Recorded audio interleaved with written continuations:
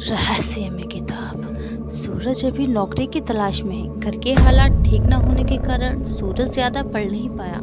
पहले वे किसी कपड़े की दुकान पर काम करता था, लेकिन दुकान घाटे में होने के कारण उसे दुकान से निकाल दिया गया था। सूरज जब नौकरी की तलाश में कहीं जा रहा था कि तभी उसे झाड़ियों में एक किताब पड़ी हुई दिखाई देती है। वह किताब को उठाकर देखता है। किताब पर लिखा होता है रहस्य में किताब। जो भी ये किताब खोलेगा, ये किताब चमत्कारी रूप से उसके जीवन को बदल देगी। सूरज को पहले तो यकीन नहीं होता, लेकिन फिर भी वह उस किताब को घर ले जाता है और घर ले जाकर वह उसे पढ़ना शुरू कर देता है।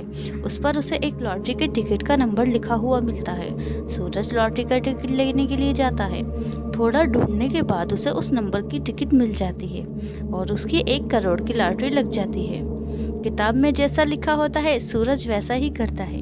किताब उसे एक बस लेने के लिए कहती है। धीरे धीरे वक्त गुजरता जाता है।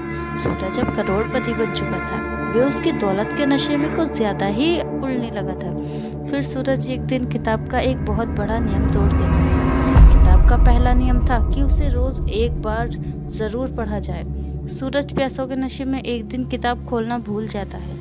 अगले दिन जब वे किताब खोलता है तो किताब दंड स्वरूप आधी दौलत दान करने को कहती है, वो भी 2 दिन के अंदर।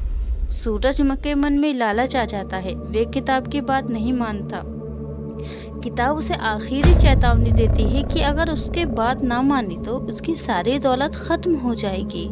सूरज गुस्से में भर जाता है और उस किताब को बाहर फेंक देता है, ये सोचकर कि वे अगर अच्छे से काम करेगा तो कुछ नहीं होगा। अगर ये किताब मेरे पास होगी ही नहीं तो मुझे कोई दंड भी नहीं देना पड़ेगा। लेकिन सूरज जैसा सोचता है वैसा कुछ नहीं होता।